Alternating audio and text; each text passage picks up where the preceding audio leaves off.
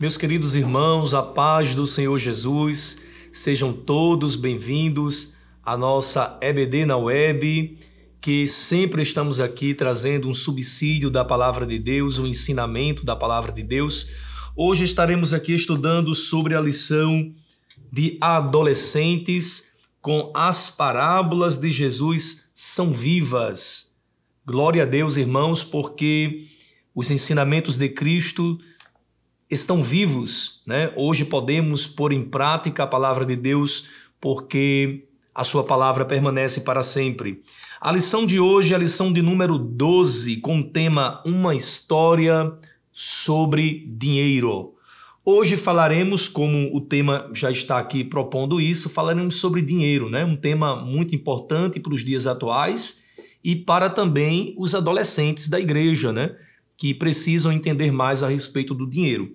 A leitura bíblica em classe se encontra no livro de Lucas, no capítulo 12, do versículo 13 até o versículo 21.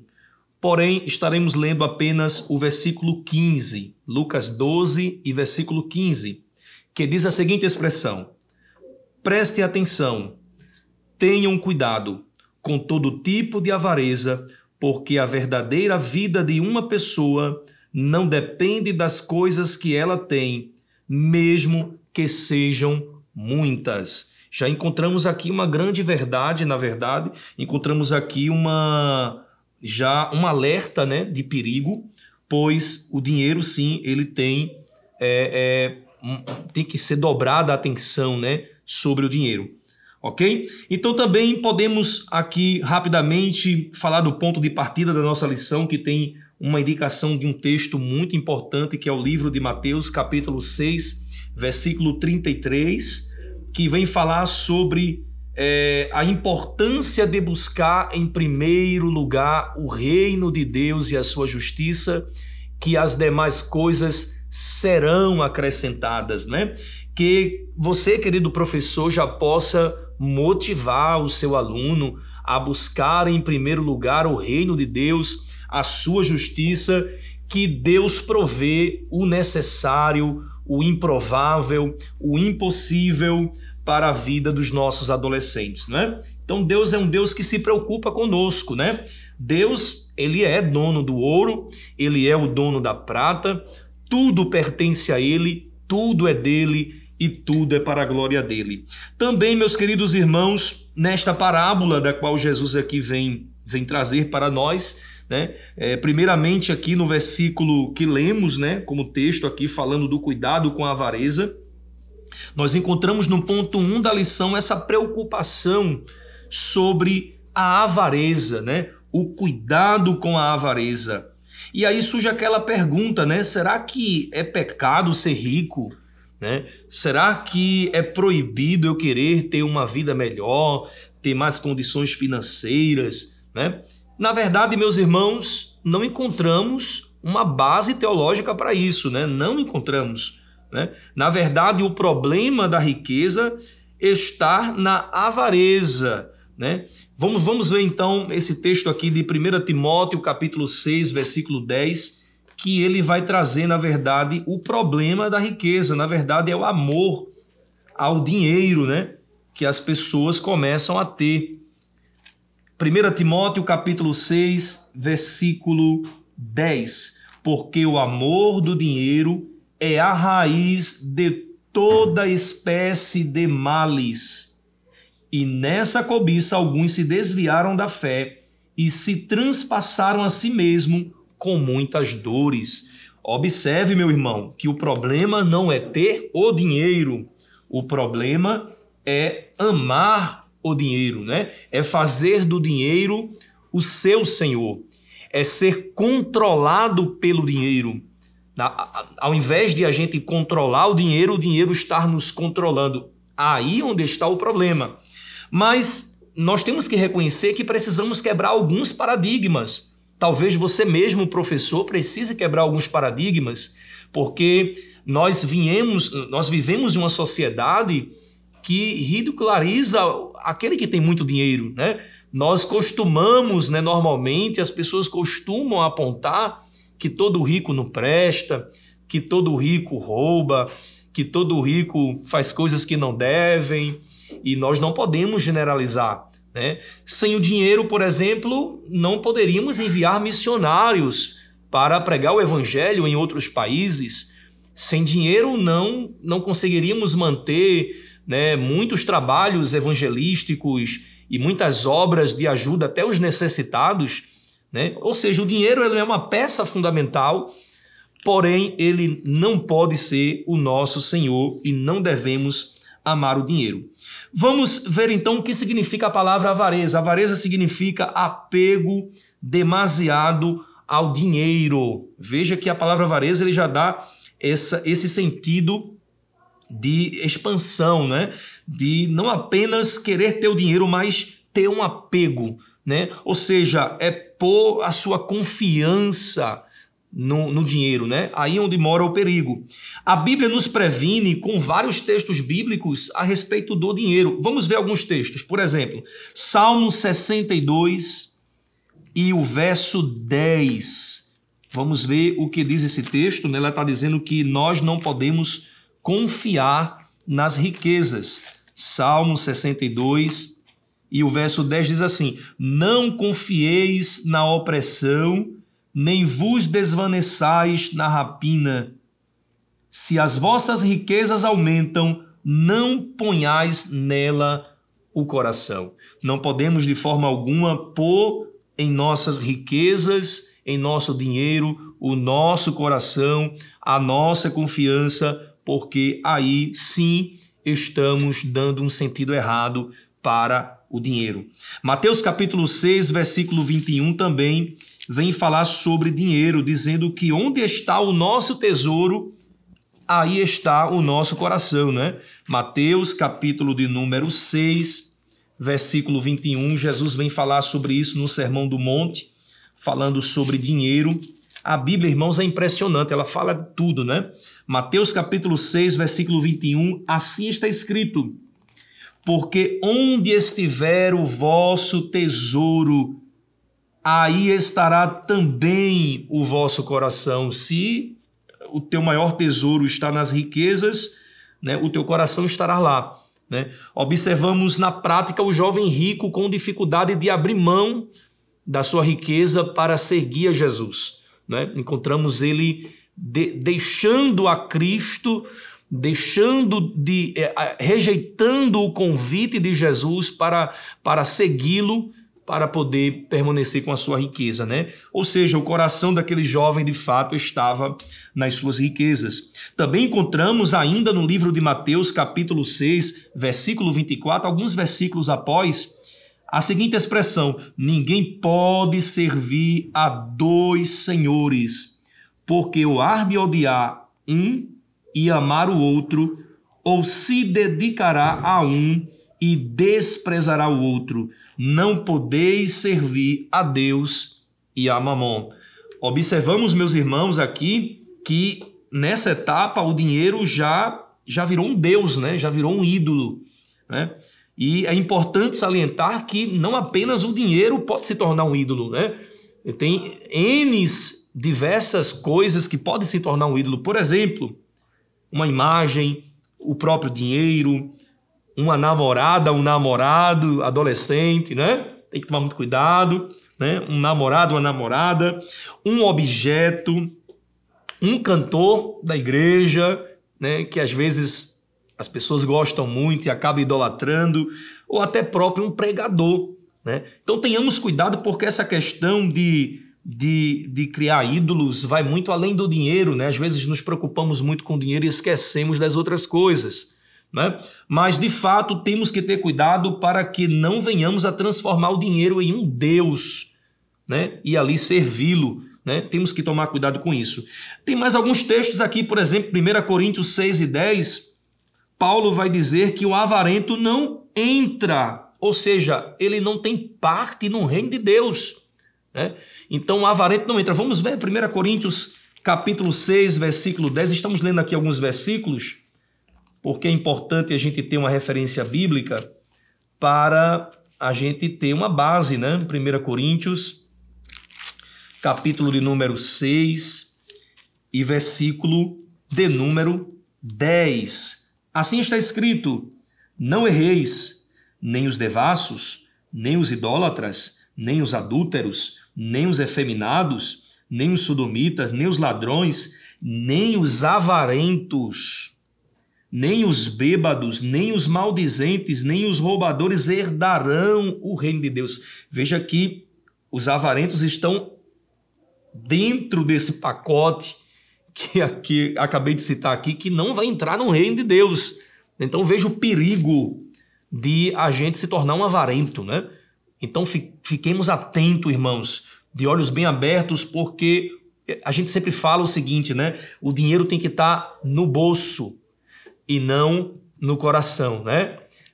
O dinheiro tem que estar aqui no bolso e não aqui, ó, no nosso coração, porque senão as consequências são graves.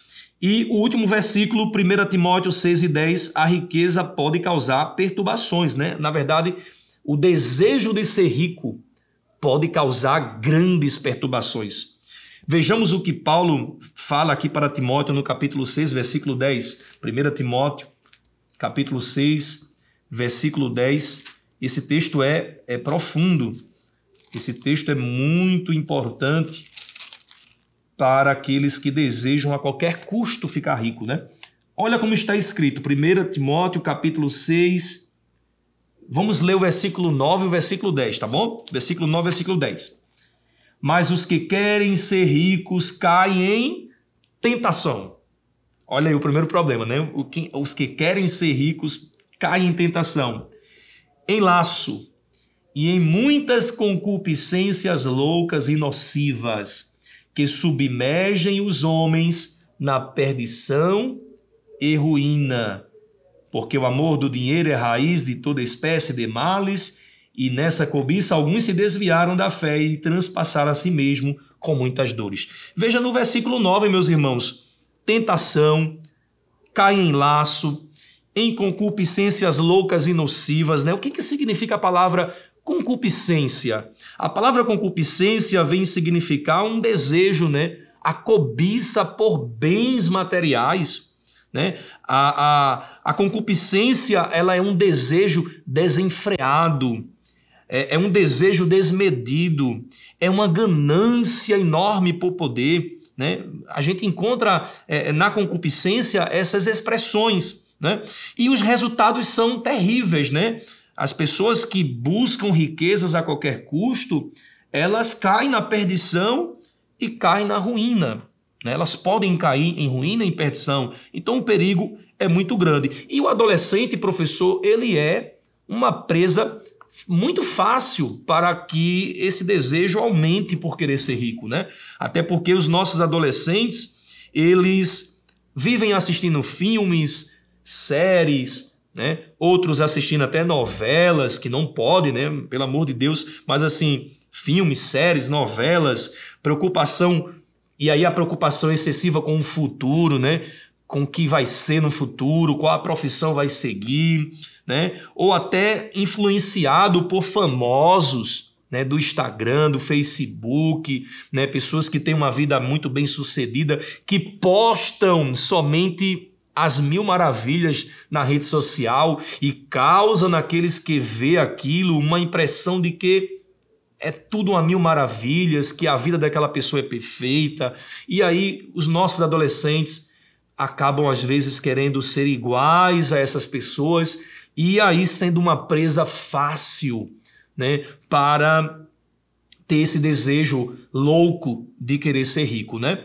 Tem um conselho muito bonito em Provérbios que eu queria que você abrisse esse texto e até, se possível, você lê com os seus alunos em classe, Provérbios 30 e o verso 7, né? Vamos ver esta expressão aqui que eu acho linda, da qual nos transmite muita sabedoria diante dos desejos por dinheiro, né? Provérbios 30, versículo 7 diz assim: duas coisas te pedi, não as negues, antes que morra. Afasta de mim a vaidade. Olha o desejo aqui, né? Tira a vaidade do meu coração, afasta de mim esse desejo de vaidade, e a palavra mentirosa. Não me deis nem a pobreza e nem a riqueza. Mantém-me do pão da minha porção acostumada. Veja o conselho aqui em Provérbios, né, dizendo que não quero ter muito, mas também não quero ter pouco, mas eu quero ter o necessário para viver bem, né? Então, que esse possa ser um conselho para os nossos adolescentes, para não ter uma vida aí buscando com perturbações a riqueza excessiva, né, e causando danos até espirituais para a vida deles. Também, então, no ponto 2 da lição, nós trazemos aqui a prosperidade ilusória. Se existe a ilusória, existe a prosperidade verdadeira, né? A prosperidade verdadeira, eu sempre falo que é uma pessoa que é próspera em todas as áreas da sua vida, né? A prosperidade verdadeira é aquela pessoa que está bem financeiramente, é aquela pessoa que está bem, se ela é casada, ela está bem com o seu marido ou com a sua esposa, é uma pessoa, é um adolescente que está bem com a sua família, com o seu pai, com a sua mãe, com seus irmãos, né? É um adolescente que a sua vida espiritual está bem, né? Ou seja, ela está bem com Deus e com seus irmãos, né? Então, isso sim é ter uma prosperidade verdadeira, né? E existe essa prosperidade ilusória, da qual a parábola, que agora vamos falar mais sobre a parábola, que está lá no livro de Lucas, capítulo 12, nós encontramos aqui um homem interrompendo Jesus na hora que Jesus estava ensinando. No versículo 13 ele diz, disse-lhe um da multidão: mestre, diz a meu irmão que reparta comigo a herança. Mas ele lhe disse, Jesus respondeu para aquele homem: homem, quem me pôs a mim por juiz ou repartidor entre vós? E disse-lhe: acautelai-vos e guardai-vos da avareza, porque a vida de qualquer não consiste na abundância do que possui.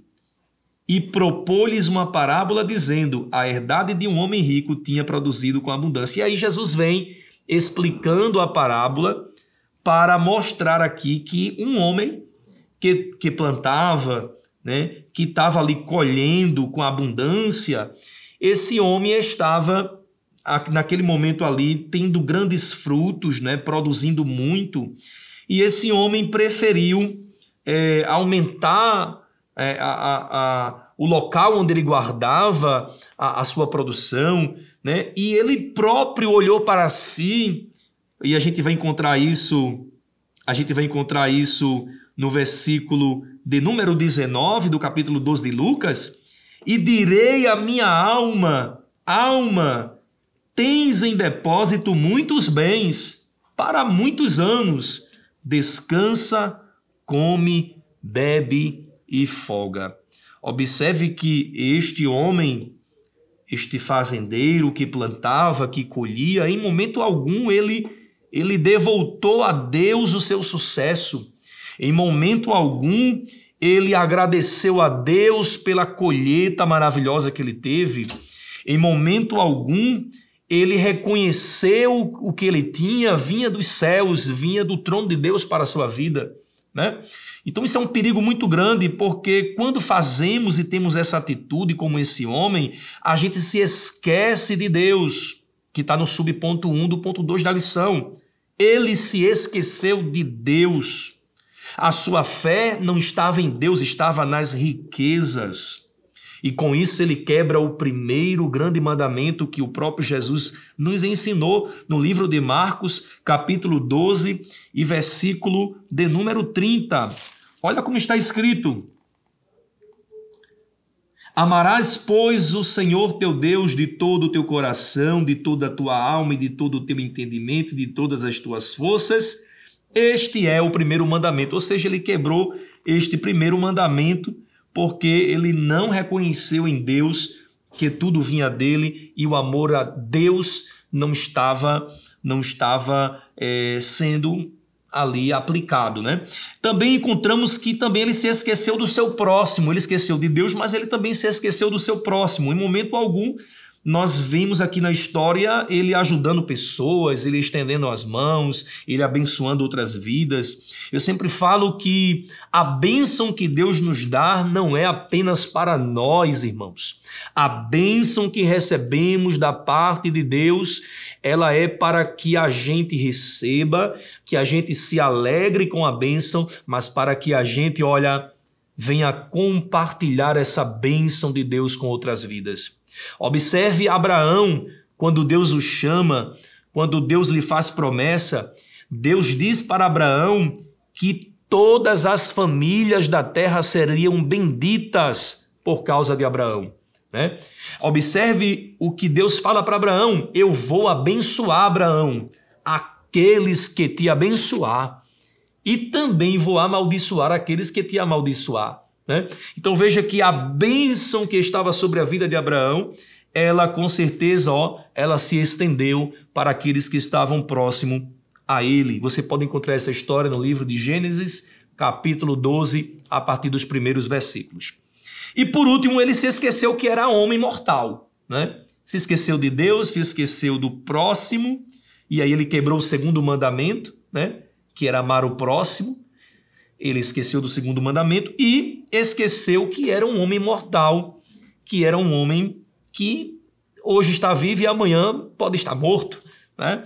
Por isso encontramos a seguinte expressão no livro de Tiago, capítulo 4, versículo 13 ao 15. Vamos ler esse texto, que ele é muito lindo, muito bonito, e vale a pena a gente aqui trazer esse texto para os nossos irmãos. Capítulo 4, versículo 13 ao versículo 15, diz assim: eia, agora, vós que dizeis, hoje ou amanhã iremos a tal cidade, e lá passaremos o ano, e contrataremos, e ganharemos. Digo-vos que não sabeis o que acontecerá amanhã, porque o que é a vossa vida? É um vapor que aparece por um pouco e depois se desvanece. Em lugar do que devias dizer, se o Senhor quiser, e se vivermos, faremos isto ou aquilo. Mas agora vos gloriais em vossas presunções. Toda a glória tal como esta é maligna. Então veja aqui o conselho, né, que Tiago aqui está trazendo, falando que se vamos planejar alguma coisa, se vamos pensar em construir alguma coisa, ou se contrataremos, ou se ganharemos, ou tudo, irmãos, que fazemos, nós temos que dar crédito a Deus e dizer, se Deus quiser, se Deus permitir, né? Se Deus assim desejar que seja feito, eu farei.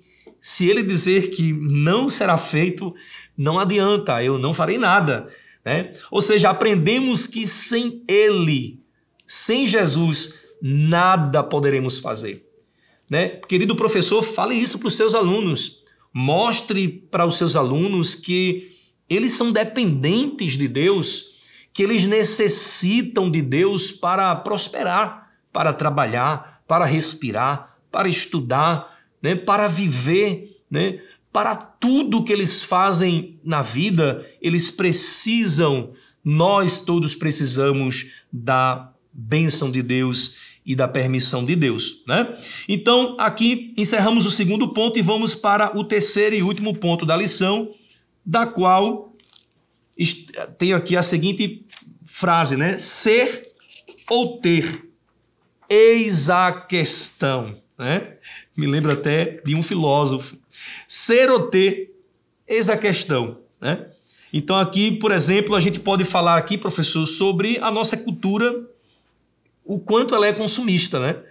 Então veja que hoje, por exemplo, né, existe um dado aí que hoje existem diversas famílias, né, hoje com contas atrasadas, né, é o maior número em 12 anos de famílias que estão com pendências financeiras a pagar, né? Isso está lá na Agência Brasil, esse dado, essa informação, da qual você, professor, pode buscar essa informação. Ou seja, 12 milhões de pessoas endividadas, né? Aqui no Brasil apenas eu estou falando, viu? 12 milhões de pessoas endividadas. Isso por causa de quê, meus irmãos? Por causa do consumismo, né?